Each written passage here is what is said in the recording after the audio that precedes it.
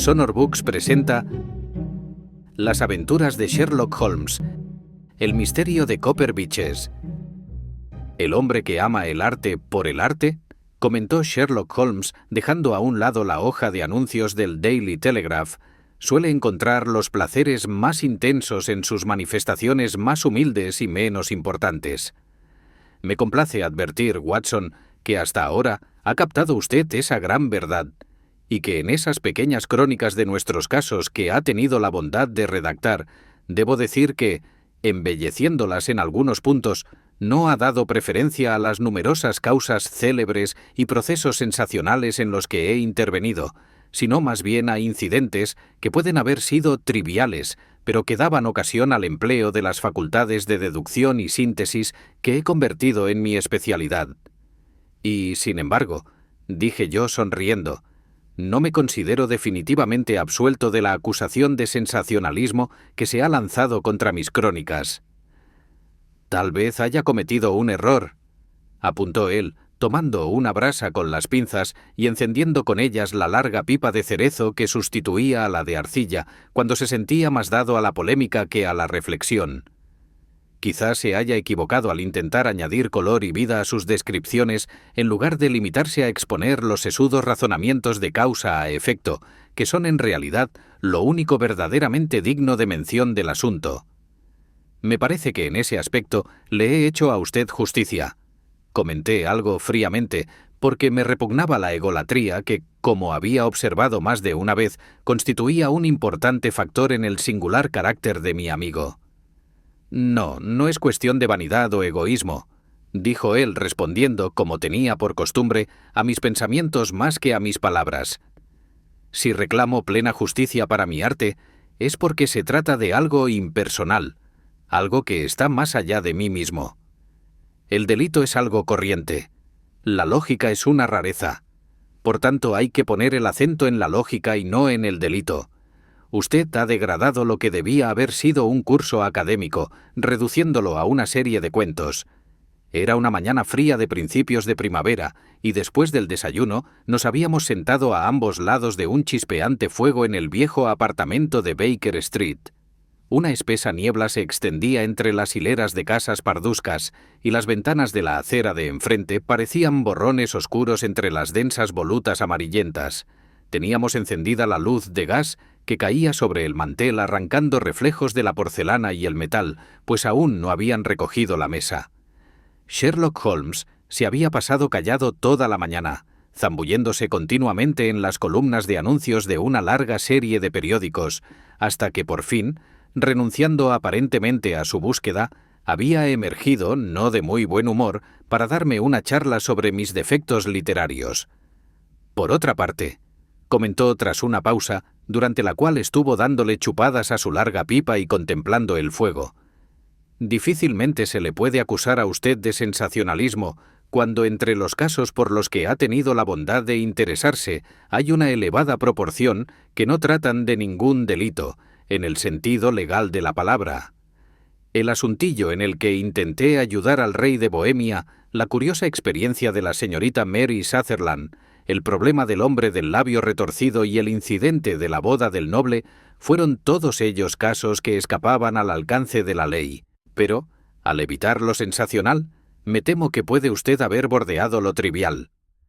Puede que el desenlace lo fuera, respondí, pero sostengo que los métodos fueron originales e interesantes.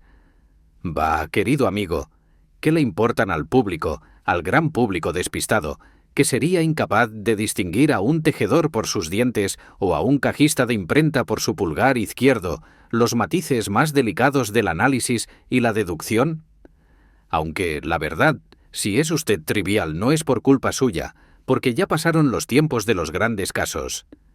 El hombre, o por lo menos el criminal, ha perdido toda la iniciativa y la originalidad.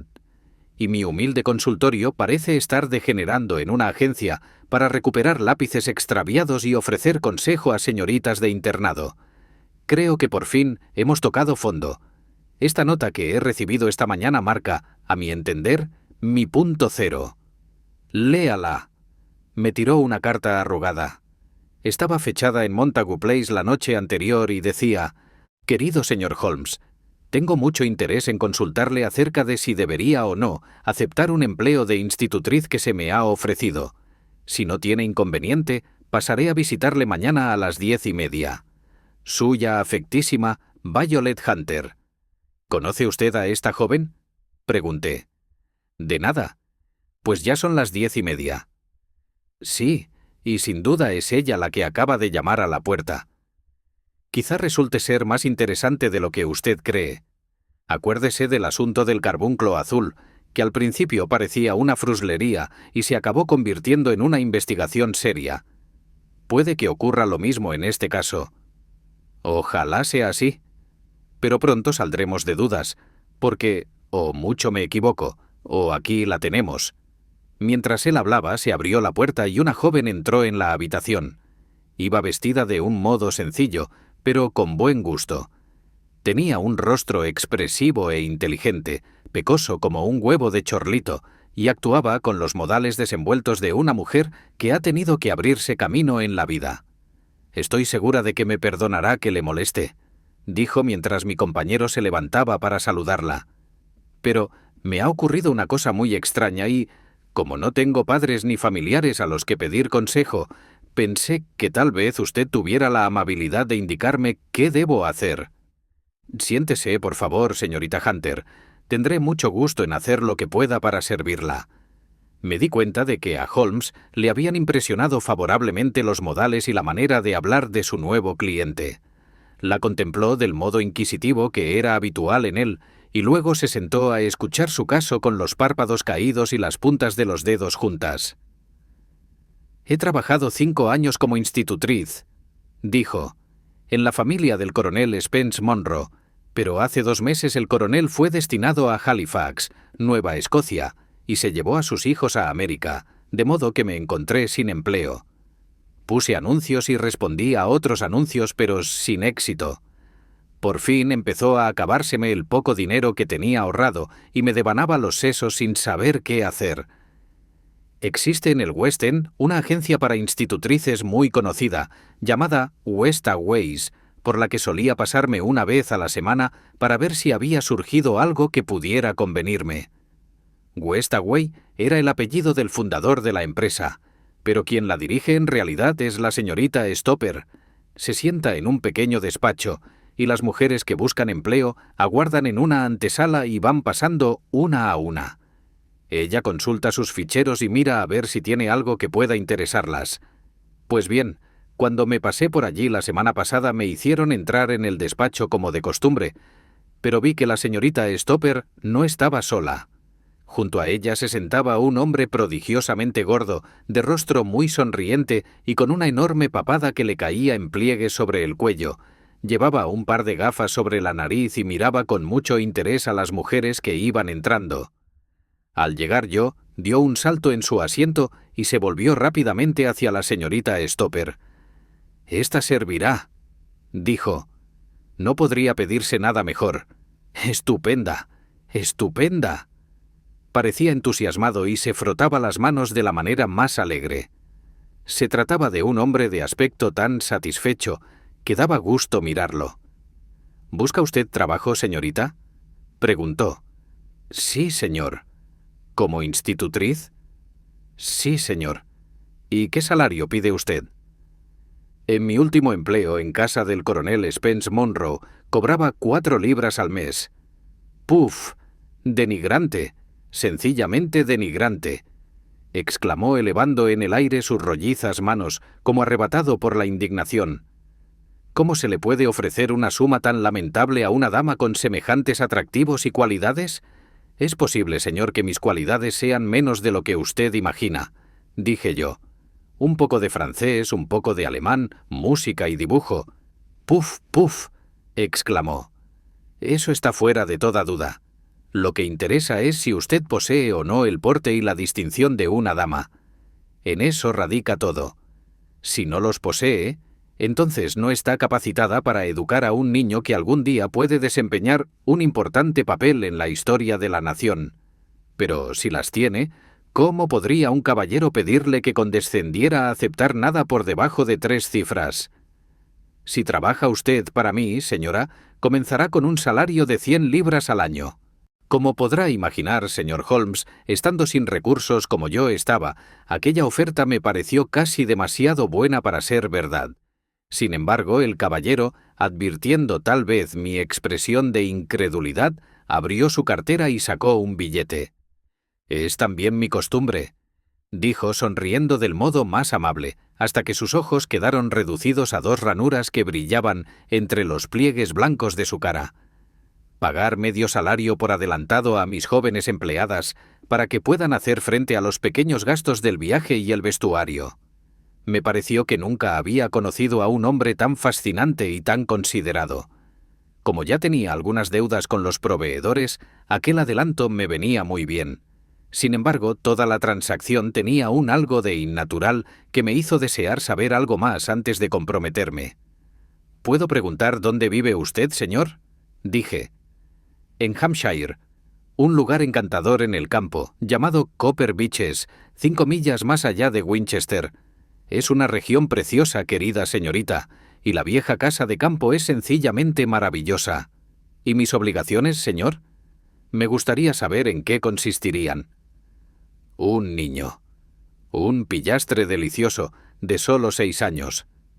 Tendría usted que verlo matando cucarachas con una zapatilla. Plaf, plaf, plaf. 3 muertas en un abrir y cerrar de ojos. Se echó hacia atrás en su asiento y volvió a reírse hasta que los ojos se le hundieron en la cara de nuevo. Quedé un poco perpleja ante la naturaleza de las diversiones del niño, pero la risa del padre me hizo pensar que tal vez estuviera bromeando. Entonces mi única tarea, dije, sería ocuparme de este niño. No la única, querida señorita, no la única, respondió. Su tarea consistirá, como sin duda ya habrá imaginado, en obedecer todas las pequeñas órdenes que mi esposa le pueda dar, siempre que se trate de órdenes que una dama pueda obedecer con dignidad. No verá usted ningún inconveniente en ello, ¿verdad? Estaré encantada de poder ser útil. Perfectamente. Por ejemplo, en la cuestión del vestuario. Somos algo maniáticos, ¿sabe usted? Maniáticos pero buena gente. Si le pidiéramos que se pusiera un vestido que nosotros le proporcionáramos, no se opondría usted a nuestro capricho, ¿verdad? No, dije yo, bastante sorprendida por sus palabras. O que se sentara en un sitio o en otro. Eso no le resultaría ofensivo, ¿verdad? Oh, no. O que se cortara el cabello muy corto antes de presentarse en nuestra casa. Yo no daba crédito a mis oídos. Como puede usted observar, señor Holmes, mi pelo es algo exuberante y de un tono castaño bastante peculiar. Han llegado a describirlo como artístico. Ni en sueños pensaría en sacrificarlo de buenas a primeras. Me temo que eso es del todo imposible, dije. Él me estaba observando atentamente con sus ojillos y pude advertir que al oír mis palabras pasó una sombra por su rostro. «Y yo me temo que es del todo esencial», dijo. «Se trata de un pequeño capricho de mi esposa, y los caprichos de las damas, señorita, los caprichos de las damas hay que satisfacerlos. ¿No está dispuesta a cortarse el pelo?»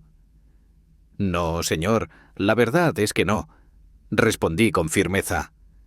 «Ah, muy bien. Entonces no hay más que hablar. Es una pena, porque en todos los demás aspectos habría servido de maravilla. Dadas las circunstancias, señorita Stopper, tendré que examinar a algunas más de sus señoritas». La directora de la agencia había permanecido durante toda la entrevista ocupada con sus papeles, sin dirigirnos la palabra a ninguno de los dos, pero en aquel momento me miró con tal expresión de disgusto que no pude evitar sospechar que mi negativa le había hecho perder una espléndida comisión. «¿Desea usted que sigamos manteniendo su nombre en nuestras listas?», preguntó. «Si no tiene inconveniente, señorita Stopper». «Pues la verdad me parece bastante inútil, viendo el modo en que rechaza usted las ofertas más ventajosas», dijo secamente. «No esperará usted que nos esforcemos por encontrarle otra ganga como esta. Buenos días, señorita Hunter». Hizo sonar un gong que tenía sobre la mesa y el botones me acompañó a la salida. «Pues bien, Cuando regresé a mi alojamiento y encontré la despensa medio vacía y 2 o 3 facturas sobre la mesa, empecé a preguntarme si no habría cometido una estupidez. Al fin y al cabo, si aquella gente tenía manías extrañas y esperaba que se obedecieran sus caprichos más extravagantes, al menos estaban dispuestos a pagar por sus excentricidades. Hay muy pocas institutrices en Inglaterra que ganen 100 libras al año. Además, ¿de qué me serviría el pelo? A muchas mujeres les favorece llevarlo corto, y yo podía ser una de ellas. Al día siguiente ya tenía la impresión de haber cometido un error, y un día después estaba plenamente convencida. Estaba casi decidida a tragarme mi orgullo hasta el punto de regresar a la agencia y preguntar si la plaza estaba aún disponible, cuando recibí esta carta del caballero en cuestión. La he traído y se la voy a leer. De Copper Beeches, cerca de Winchester. Querida señorita Hunter, la señorita Stopper ha tenido la amabilidad de darme su dirección, y le escribo desde aquí para preguntarle si ha reconsiderado su posición. Mi esposa tiene mucho interés en que venga, pues le agradó mucho la descripción que yo le hice de usted. Estamos dispuestos a pagarle 30 libras al trimestre, o 120 al año, para compensarle por las pequeñas molestias que puedan ocasionarle nuestros caprichos. Al fin y al cabo, tampoco exigimos demasiado. A mi esposa le encanta un cierto tono de azul eléctrico, y le gustaría que usted llevase un vestido de ese color por las mañanas.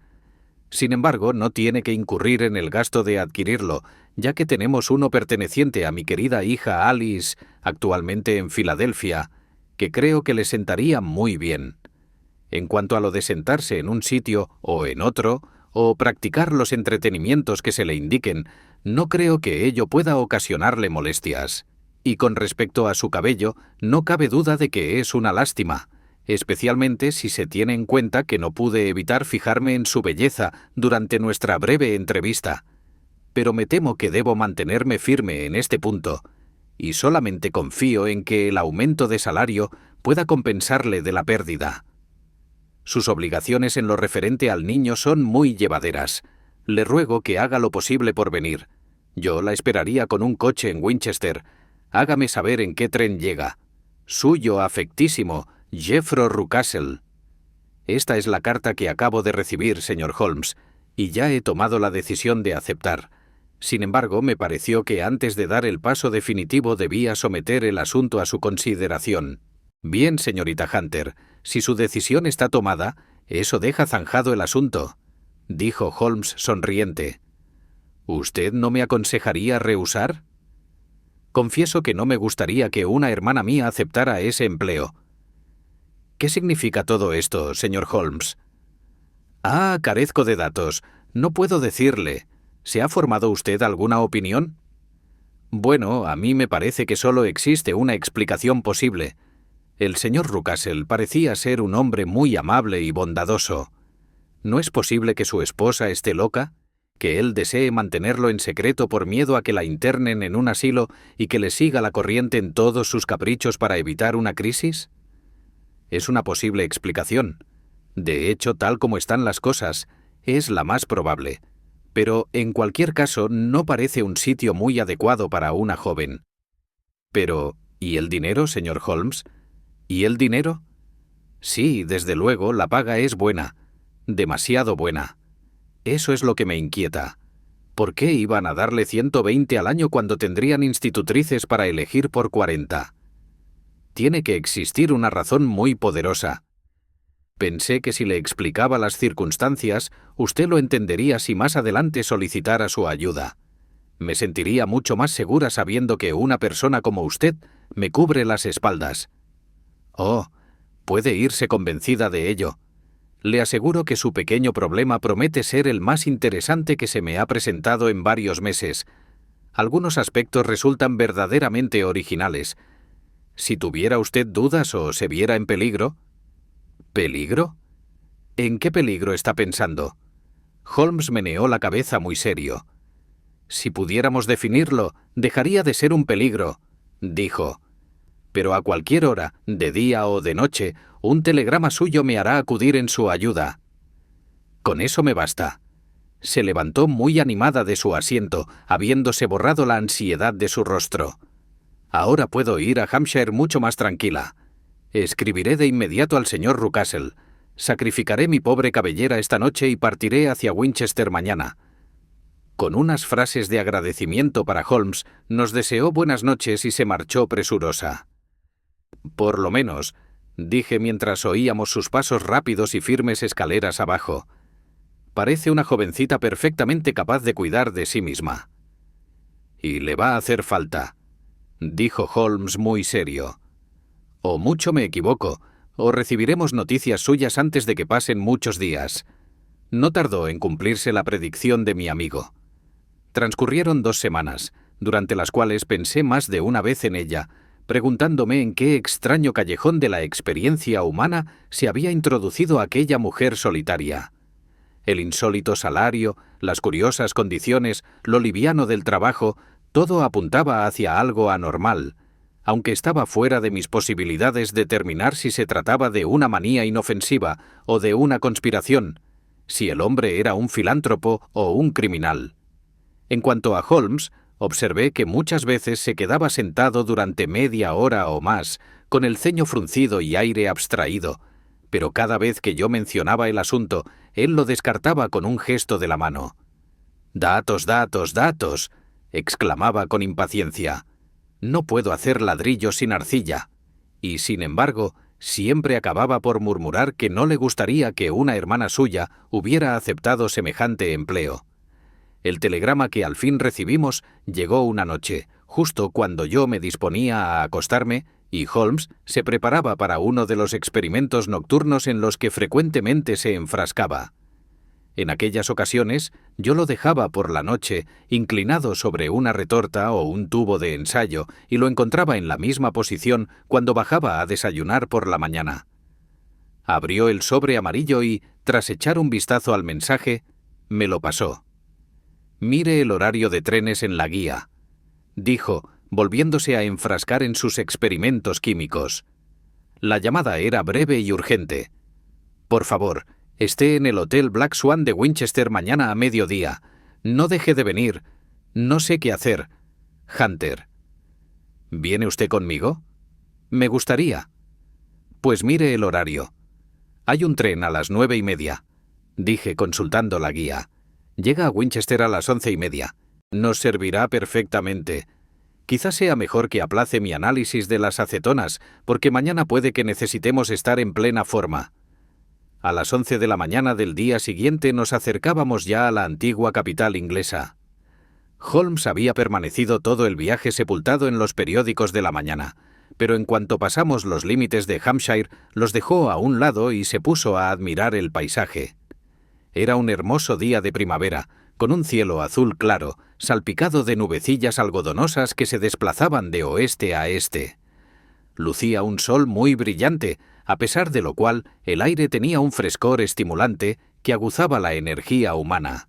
Por toda la campiña, hasta las ondulantes colinas de la zona de Aldershot, los tejadillos rojos y grises de las granjas asomaban entre el verde claro del follaje primaveral. «Qué hermoso y lozano se ve todo», exclamé con el entusiasmo de quien acaba de escapar de las nieblas de Baker Street. Pero Holmes meneó la cabeza con gran seriedad. «Ya sabe usted, Watson», dijo, «que una de las maldiciones de una mente como la mía es que tengo que mirarlo todo desde el punto de vista de mi especialidad. Usted mira esas casas dispersas y se siente impresionado por su belleza.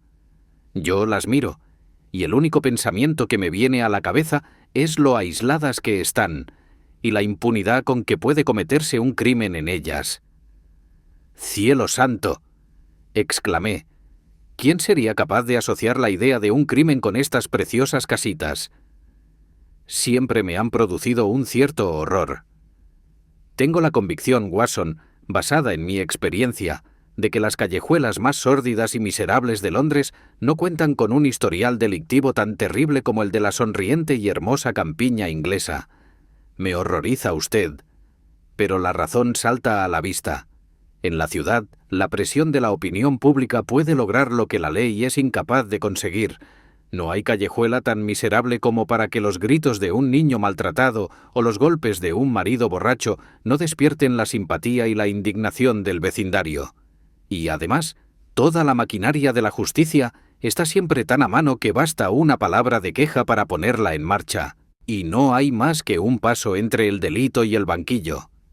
Pero fíjese en esas casas solitarias, cada una en sus propios campos, en su mayor parte llenas de gente pobre e ignorante que sabe muy poco de la ley. Piense en los actos de crueldad infernal, en las maldades ocultas que pueden cometerse en estos lugares año tras año, sin que nadie se entere. Si esta dama que ha solicitado nuestra ayuda se hubiera ido a vivir a Winchester, no temería por ella. Son las 5 millas de campo las que crean el peligro. Aún así, resulta claro que no se encuentra amenazada personalmente. No, si puede venir a Winchester a recibirnos, también podría escapar. Exacto. Se mueve con libertad. Pero entonces, ¿qué es lo que sucede? ¿No se le ocurre ninguna explicación? Se me han ocurrido 7 explicaciones diferentes, cada una de las cuales tiene en cuenta los pocos datos que conocemos. Pero, ¿cuál es la acertada? Eso solo puede determinarlo la nueva información que sin duda nos aguarda. Bueno, ahí se ve la torre de la catedral, y pronto nos enteraremos de lo que la señorita Hunter tiene que contarnos. El Black Swan era una posada de cierta fama situada en High Street, a muy poca distancia de la estación, y allí estaba la joven aguardándonos. Había reservado una habitación y nuestro almuerzo nos esperaba en la mesa. «¿Cómo me alegro de que hayan venido?», dijo fervientemente. «Los dos han sido muy amables. Les digo de verdad que no sé qué hacer. Sus consejos tienen un valor inmenso para mí. Por favor, explíquenos lo que le ha ocurrido». «Eso haré, y más vale que me dé prisa, porque he prometido al señor Rucastle estar de vuelta antes de las 3. Me dio permiso para venir a la ciudad esta mañana, aunque poco se imagina a qué he venido». «Oigámoslo todo por riguroso orden», dijo Holmes, estirando hacia el fuego sus largas y delgadas piernas y disponiéndose a escuchar. «En primer lugar, puedo decir que, en conjunto, el señor y la señora Rucastle no me tratan mal. Es de justicia decirlo. Pero no los entiendo y no me siento tranquila con ellos». «¿Qué es lo que no entiende?» «Los motivos de su conducta. Pero se lo voy a contar tal como ocurrió. Cuando llegué, el señor Rucastle me recibió aquí y me llevó en su coche a Copper Beeches. Tal como él había dicho, está en un sitio precioso, pero la casa en sí no es bonita. Es un bloque cuadrado y grande, encalado pero todo manchado por la humedad y la intemperie. A su alrededor hay bosques por 3 lados, y por el otro hay un campo en cuesta que baja hasta la carretera de Southampton, la cual hace una curva a unas 100 yardas de la puerta principal.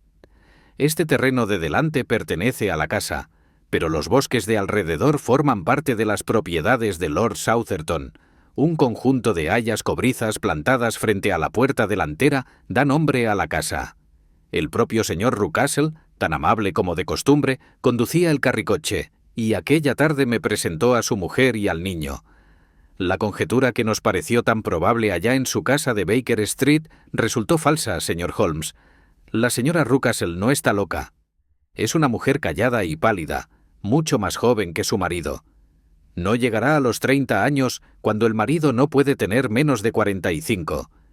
He deducido de sus conversaciones que llevan casados unos 7 años, que él era viudo cuando se casó con ella, y que la única descendencia que tuvo con su primera esposa fue esa hija que ahora está en Filadelfia.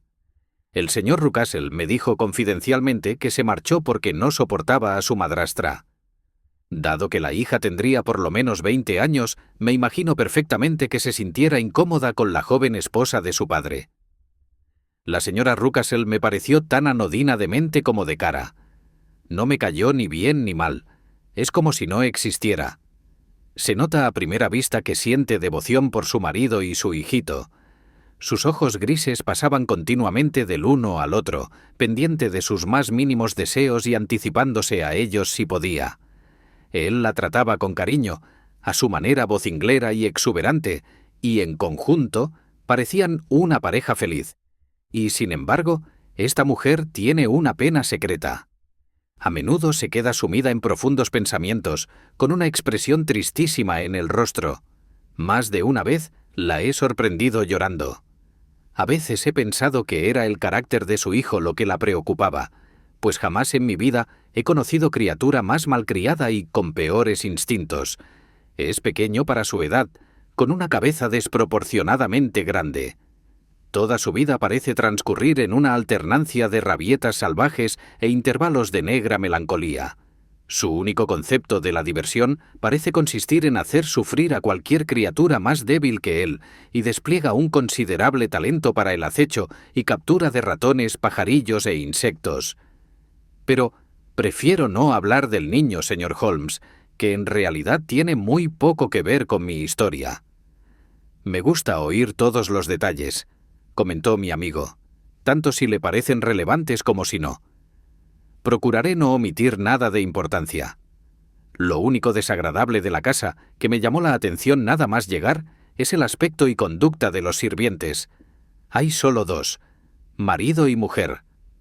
Toller, que así se llama, es un hombre tosco y grosero, con pelo y patillas grises, y que huele constantemente a licor.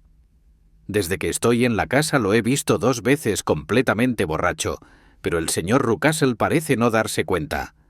Su esposa es una mujer muy alta y fuerte, con cara avinagrada, tan callada como la señora Rucastle, pero mucho menos tratable. Son una pareja muy desagradable, pero afortunadamente me paso la mayor parte del tiempo en el cuarto del niño y en el mío, que están uno junto a otro en una esquina del edificio. Los 2 primeros días después de mi llegada a Copper Beeches, mi vida transcurrió muy tranquila. Al tercer día, la señora Rucastle bajó inmediatamente después del desayuno y le susurró algo al oído a su marido. «Oh, sí», dijo él volviéndose hacia mí. «Le estamos muy agradecidos, señorita Hunter, por acceder a nuestros caprichos hasta el punto de cortarse el pelo. Veamos ahora cómo le sienta el vestido azul eléctrico.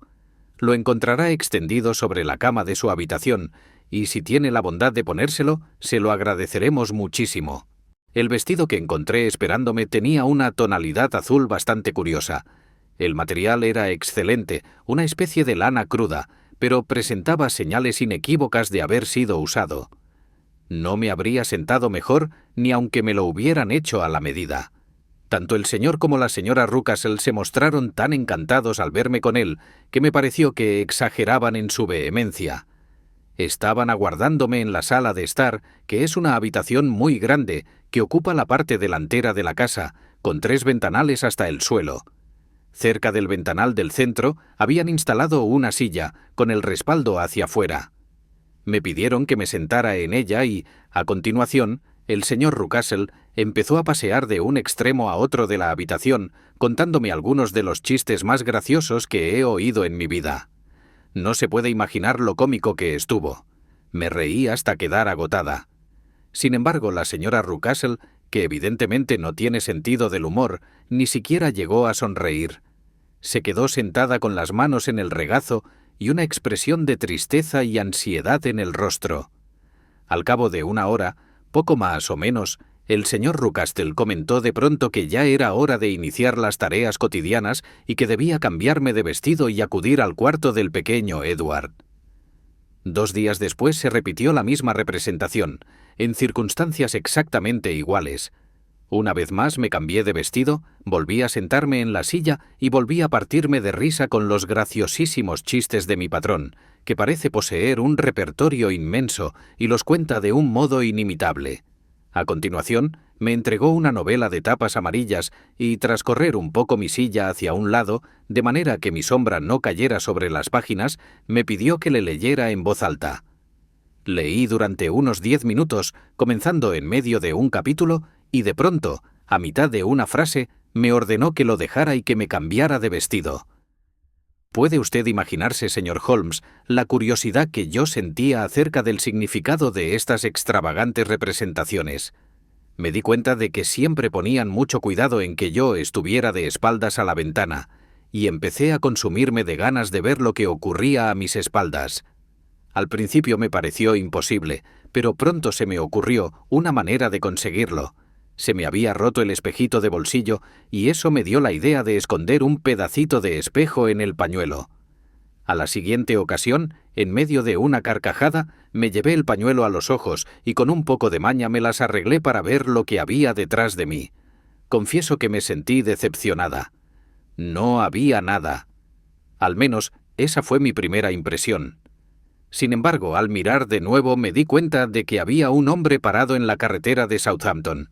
Un hombre de baja estatura, barbudo y con un traje gris que parecía estar mirando hacia mí. La carretera es una vía importante y siempre suele haber gente por ella. Sin embargo, este hombre estaba apoyado en la verja que rodea nuestro campo y miraba con mucho interés. Bajé el pañuelo y encontré los ojos de la señora Rucastle fijos en mí, con una mirada sumamente inquisitiva. No dijo nada, pero estoy convencida de que había adivinado que yo tenía un espejo en la mano y había visto lo que había detrás de mí. Se levantó al instante. «Jeffro», dijo, «hay un impertinente en la carretera que está mirando a la señorita Hunter». «¿No será algún amigo suyo, señorita Hunter?», preguntó él. «No, no conozco a nadie por aquí». «Válgame Dios, qué impertinencia. Tenga la bondad de darse la vuelta y hacerle un gesto para que se vaya». «¿No sería mejor no darnos por enterados?». «No, no. Entonces le tendríamos rondando por aquí a todas horas. Haga el favor de darse la vuelta e indíquele que se marche. Así». No se trataba de una advertencia sin fundamento, porque 2 noches después se me ocurrió asomarme a la ventana de mi cuarto a eso de las 2 de la madrugada. Era una hermosa noche de luna, y el césped de delante de la casa se veía plateado y casi tan iluminado como de día. Me encontraba absorta en la apacible belleza de la escena cuando sentí que algo se movía entre las sombras de las hayas cobrizas. Por fin salió a la luz de la luna y vi lo que era. Un perro gigantesco, tan grande como un ternero, de piel leonada, carrillos colgantes, hocico negro y huesos grandes y salientes. Atravesó lentamente el césped y desapareció en las sombras del otro lado. Aquel terrible y silencioso centinela me provocó un escalofrío como no creo que pudiera causarme ningún ladrón. Y ahora voy a contarle una experiencia muy extraña. Como ya sabe, me corté el pelo en Londres y lo había guardado hecho un gran rollo en el fondo de mi baúl. Una noche, después de acostar al niño, me puse a inspeccionar los muebles de mi habitación y ordenar mis cosas. Había en el cuarto un viejo aparador con los 2 cajones superiores vacíos y el de abajo cerrado con llave. Ya había llenado de ropa los 2 primeros cajones y aún me quedaba mucha por guardar. Como es natural, me molestaba no poder utilizar el tercer cajón. Pensé que quizás estuviera cerrado por olvido, así que saqué mi juego de llaves e intenté abrirlo. La primera llave encajó a la perfección y el cajón se abrió. Dentro no había más que una cosa, pero estoy segura de que jamás adivinaría usted qué era. Era mi mata de pelo. La cogí y la examiné. Tenía la misma tonalidad y la misma textura. Pero entonces se me hizo patente la imposibilidad de aquello. ¿Cómo podía estar mi pelo guardado en aquel cajón? Con las manos temblándome, abrí mi baúl, volqué su contenido y saqué del fondo mi propia cabellera. Coloqué una junto a otra y le aseguro que eran idénticas. ¿No era extraordinario? Me sentí desconcertada e incapaz de comprender el significado de todo aquello. Volví a meter la misteriosa mata de pelo en el cajón y no les dije nada a los Rucastle, pues sentí que quizás había obrado mal al abrir un cajón que ellos habían dejado cerrado. Como habrá podido notar, señor Holmes, yo soy observadora por naturaleza, y no tardé en trazarme en la cabeza un plano bastante exacto de toda la casa. Sin embargo, había un ala que parecía completamente deshabitada. Frente a las habitaciones de los Toller había una puerta que conducía a este sector, pero estaba invariablemente cerrada con llave. Sin embargo, un día, al subir las escaleras, me encontré con el señor Rucastle que salía por aquella puerta con las llaves en la mano y una expresión en el rostro que lo convertía en una persona totalmente diferente del hombre orondo y jovial al que yo estaba acostumbrada. Traía las mejillas enrojecidas, la frente arrugada por la ira y las venas de las sienes hinchadas de furia. Cerró la puerta y pasó junto a mí sin mirarme ni dirigirme la palabra. Esto despertó mi curiosidad, así que cuando salí a dar un paseo con el niño, me acerqué a un sitio desde el que podía ver las ventanas de este sector de la casa. Eran 4 en hilera, 3 de ellas simplemente sucias y la cuarta cerrada con postigos. Evidentemente allí no vivía nadie. Mientras paseaba de un lado a otro, dirigiendo miradas ocasionales a las ventanas, el señor Rucastle vino hacia mí, tan alegre y jovial como de costumbre. «Ah», dijo, «no me considere un maleducado por haber pasado junto a usted sin saludarla, querida señorita. Estaba preocupado por asuntos de negocios». «Le aseguro que no me ha ofendido», respondí. «Por cierto, parece que tiene usted ahí una serie completa de habitaciones, y una de ellas cerrada a cal y canto». «Uno de mis pasatiempos es la fotografía», dijo, «y allí tengo instalado mi cuarto oscuro». «Vaya, vaya. Qué jovencita tan observadora nos ha caído en suerte. ¿Quién lo habría creído? ¿Quién lo habría creído?». Hablaba en tono de broma, pero sus ojos no bromeaban al mirarme. Leí en ellos sospecha y disgusto, pero nada de bromas. «Bien, señor Holmes, desde el momento en que comprendí que había algo en aquellas habitaciones que yo no debía conocer, ardí en deseos de entrar en ellas. No se trataba de simple curiosidad, aunque no carezco de ella. Era más bien una especie de sentido del deber.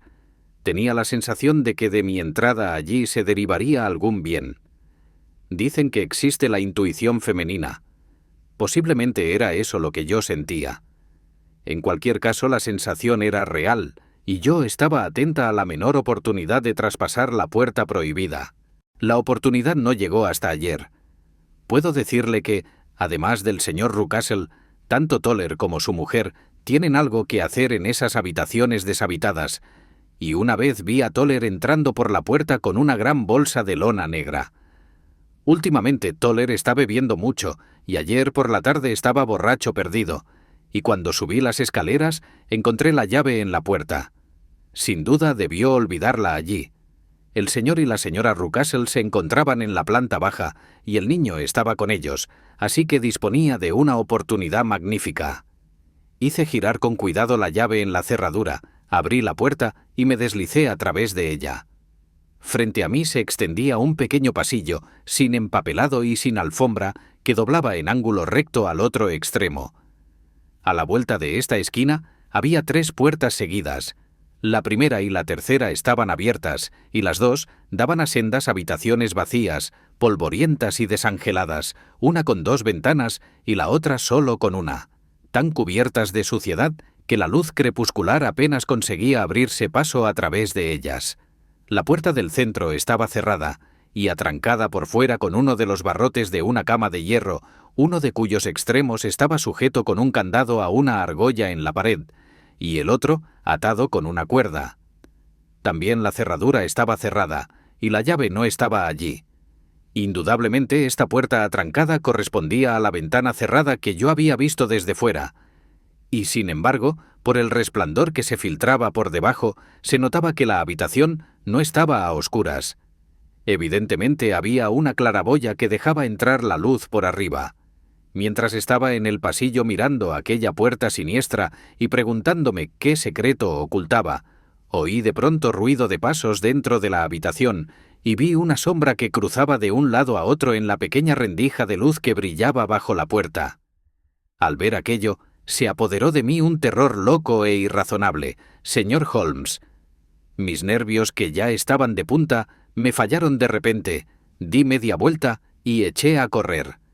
Corrí como si detrás de mí hubiera una mano espantosa tratando de agarrar la falda de mi vestido. Atravesé el pasillo, crucé la puerta y fui a parar directamente en los brazos del señor Rucastle, que esperaba fuera. «Vaya», dijo sonriendo, «así que era usted». Me lo imaginé al ver la puerta abierta. «Estoy asustadísima», gemí. «Querida señorita, querida señorita». No se imagina usted con qué dulzura y amabilidad lo decía. «¿Qué es lo que la ha asustado, querida señorita?». Pero su voz era demasiado zalamera. Se estaba excediendo. Al instante me puse en guardia contra él. «Fui tan tonta que me metí en el ala vacía», respondí. «Pero está todo tan solitario y tan siniestro con esta luz mortecina que me asusté y eché a correr. ¿Hay allí un silencio tan terrible?» «¿Solo ha sido eso?», preguntó mirándome con insistencia. «Pues, ¿qué se había creído?», pregunté a mi vez. «¿Por qué cree usted que tengo cerrada esta puerta? Le aseguro que no lo sé. Pues para que no entren los que no tienen nada que hacer ahí. ¿Entiende?».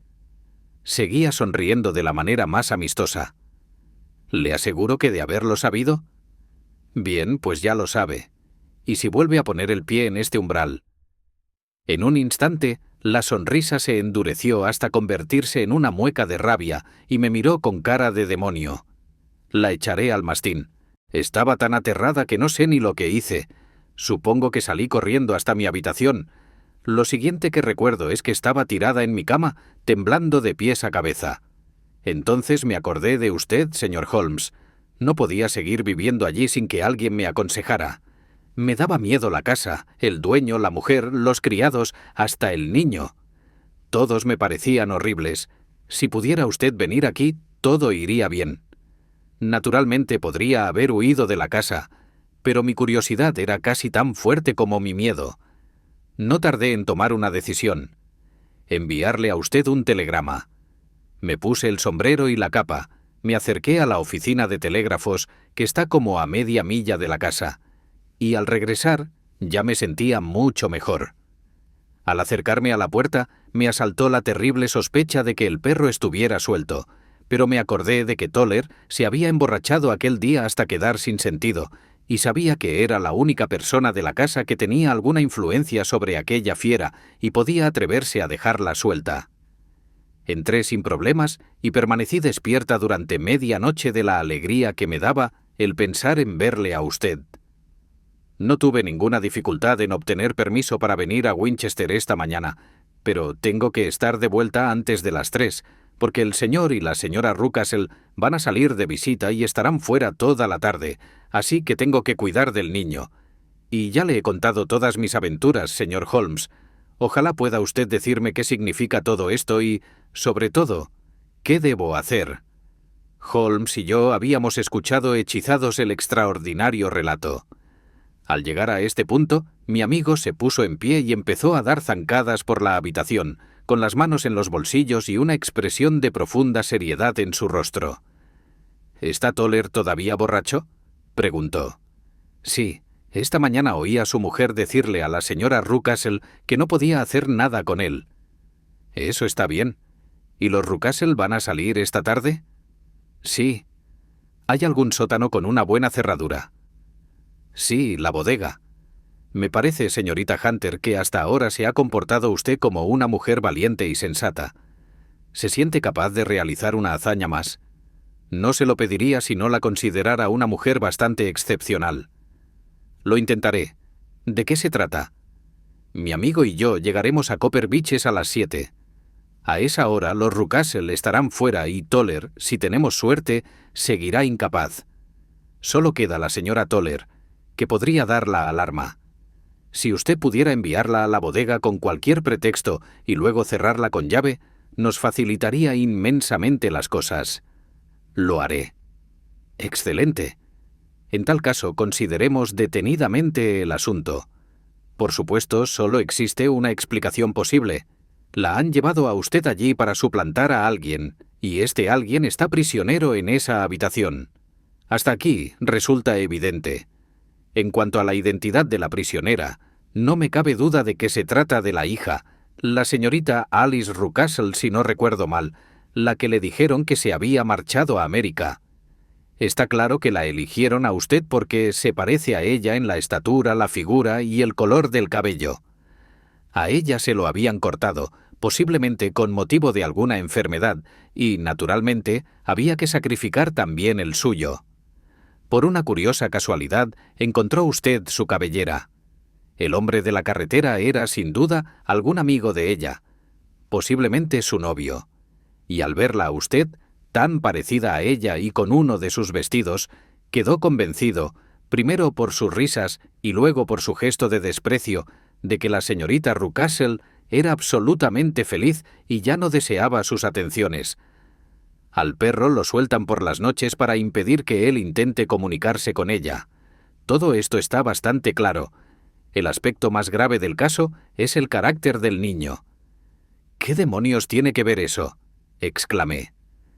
«Querido Watson, usted mismo en su práctica médica está continuamente sacando deducciones sobre las tendencias de los niños mediante el estudio de los padres. ¿No comprende que el procedimiento inverso es igualmente válido? Con mucha frecuencia he obtenido los primeros indicios fiables sobre el carácter de los padres estudiando a sus hijos. El carácter de este niño es anormalmente cruel, por puro amor a la crueldad, y tanto si lo ha heredado de su sonriente padre, que es lo más probable, como si lo heredó de su madre, no presagia nada bueno para la pobre muchacha que se encuentra en su poder». «Estoy convencida de que tiene usted razón, señor Holmes», exclamó nuestra cliente. «Me han venido a la cabeza 1000 detalles que me convencen de que ha dado en el clavo. Oh, no perdamos un instante y vayamos a ayudar a esta pobre mujer. Debemos actuar con prudencia, porque nos enfrentamos con un hombre muy astuto. No podemos hacer nada hasta las 7. A esa hora estaremos con usted, y no tardaremos mucho en resolver el misterio». Fieles a nuestra palabra, llegamos a Copper Beeches a las 7 en punto, tras dejar nuestro carricoche en un bar del camino. El grupo de hayas, cuyas hojas oscuras brillaban como metal bruñido a la luz del sol poniente, habría bastado para identificar la casa aunque la señorita Hunter no hubiera estado aguardando sonriente en el umbral de la puerta. «¿Lo ha conseguido?», preguntó Holmes. Se oyeron unos fuertes golpes desde algún lugar de los sótanos. «Esa es la señora Toller desde la bodega», dijo la señorita Hunter. «Su marido sigue roncando, tirado en la cocina. Aquí están las llaves, que son duplicados de las del señor Rucastle». «Lo ha hecho usted de maravilla», exclamó Holmes con entusiasmo. «Indíquenos el camino y pronto veremos el final de este siniestro enredo». Subimos la escalera, abrimos la puerta, recorrimos un pasillo y nos encontramos ante la puerta atrancada que la señorita Hunter había descrito. Holmes cortó la cuerda y retiró el barrote. A continuación, probó varias llaves en la cerradura, pero no consiguió abrirla. Del interior no llegaba ningún sonido, y la expresión de Holmes se ensombreció ante aquel silencio. «Espero que no hayamos llegado demasiado tarde», dijo. «Creo, señorita Hunter, que será mejor que no entre con nosotros. Ahora, Watson, arrime el hombro y veamos si podemos abrirnos paso». Era una puerta vieja y destartalada que cedió a nuestro primer intento. Nos precipitamos juntos en la habitación y la encontramos desierta. No había más muebles que un camastro, una mesita y un cesto de ropa blanca. La claraboya del techo estaba abierta y la prisionera había desaparecido. «Aquí se ha cometido alguna infamia», dijo Holmes. «Nuestro amigo adivinó las intenciones de la señorita Hunter y se ha llevado a su víctima a otra parte». «¿Pero cómo?» «Por la claraboya. Ahora veremos cómo se las arregló. Se izó hasta el tejado». «Ah, sí», exclamó. «Aquí veo el extremo de una escalera de mano apoyada en el alero. Así es como lo hizo». «Pero eso es imposible», dijo la señorita Hunter. «La escalera no estaba ahí cuando se marcharon los Rucastle. Él volvió y se la llevó. Ya le digo que es un tipo astuto y peligroso. No me sorprendería mucho que esos pasos que se oyen por la escalera sean suyos. Creo, Watson, que más vale que tenga preparada su pistola». Apenas había acabado de pronunciar estas palabras cuando apareció un hombre en la puerta de la habitación, un hombre muy gordo y corpulento, con un grueso bastón en la mano. Al verlo, la señorita Hunter soltó un grito y se encogió contra la pared, pero Sherlock Holmes dio un salto adelante y le hizo frente. «¿Dónde está su hija, canalla?», dijo. El gordo miró en torno suyo y después, ese hacia la claraboya abierta. «Soy yo quien hace las preguntas», chilló. «Ladrones, espías y ladrones, pero os he cogido. Os tengo en mi poder, ya os daré yo». Dio media vuelta y corrió escaleras abajo, tan deprisa como pudo. «Ha ido por el perro», gritó la señorita Hunter. «Tengo mi revólver», dije yo. «Más vale que cerremos la puerta principal», gritó Holmes, y todos bajamos corriendo las escaleras.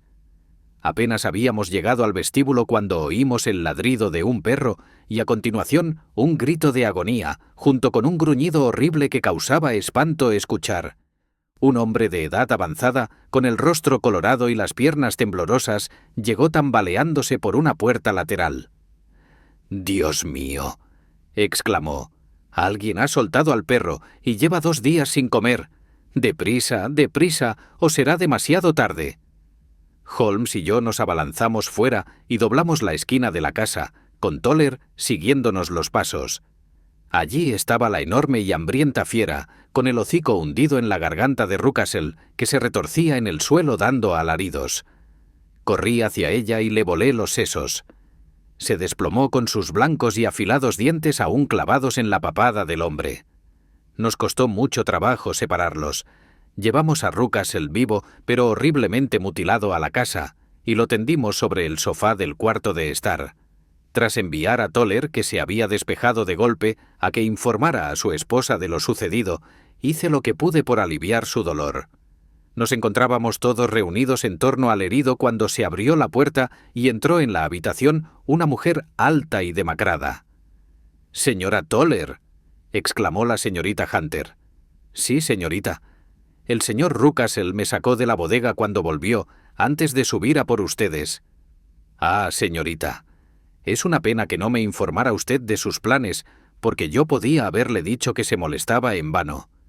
«¿Ah, sí?», dijo Holmes mirándola intensamente.